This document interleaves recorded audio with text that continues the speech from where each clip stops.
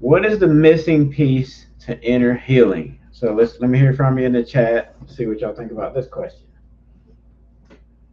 No answer is bad, but I have a specific answer that I'll tie in the scripture.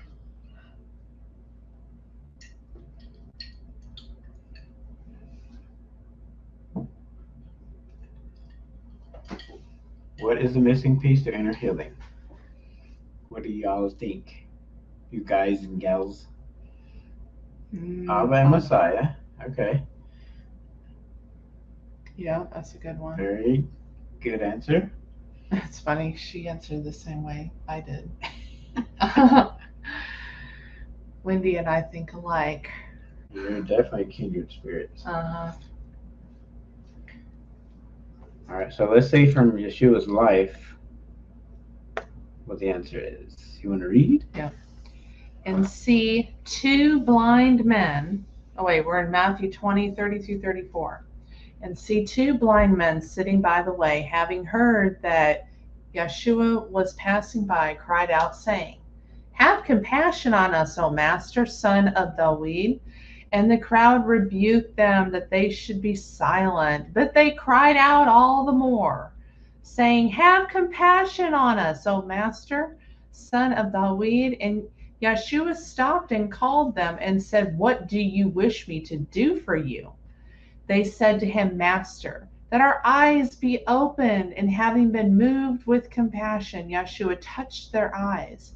And immediately their eyes received sight and they followed him. So we see from Yeshua's life an example. He was moved with compassion, then the healing happened. So compassion is the missing piece.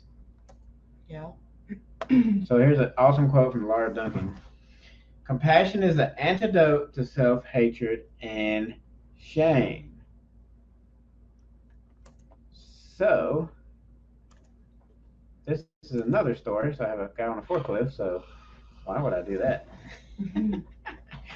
So I recently, has it been a little over 2 months ago, started a job. So I guess I went back to the well.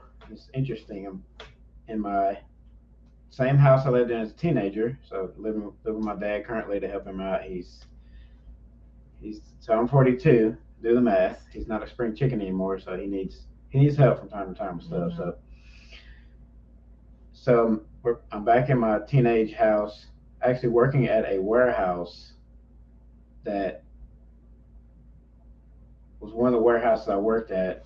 It's not the same company. The warehouse I worked for was actually bought up by the company that I work for now. So it's kind of like a full circle experience working with the company that bought them out. So part of my job is driving a forklift. So I pack orders on pallets and other stuff, and then put it on the forklift, go get it weighed, put it where it needs to be wrapped, and boom, you get shipped. So drive a forklift periodically throughout the day, and one day had a little bit of accident. A pallet met a wall, and that didn't go so good. So in the past, whenever I'd have a screw up, as you could call it that, or mess up, I would be super rough on myself. Like, Matt, you're such an idiot. How could you do something so stupid? Just stuff like that. Just all that negative self talk that they call it. Life and death are in the power of the tongue. Yep. And that's another important verse we shouldn't overlook.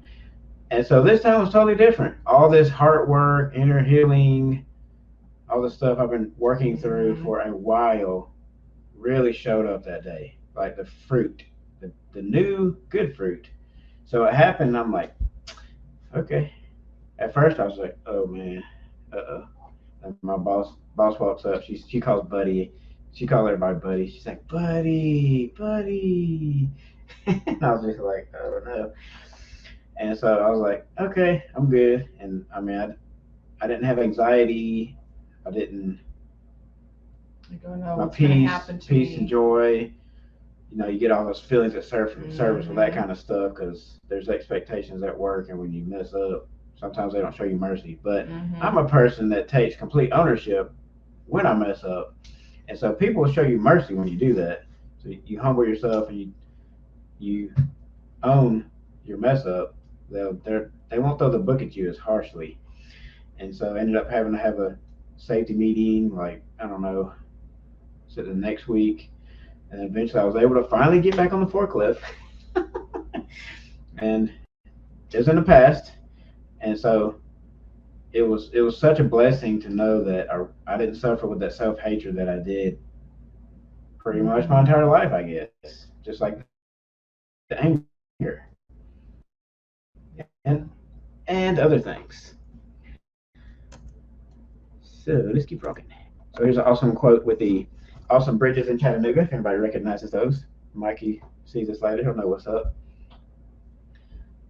Compassion is the bridge to unconditional love. So we can really see that every time in the Gospels it says he was moved with compassion, like we read earlier, and then he showed that person he healed unconditional love. The compassion shows up first. So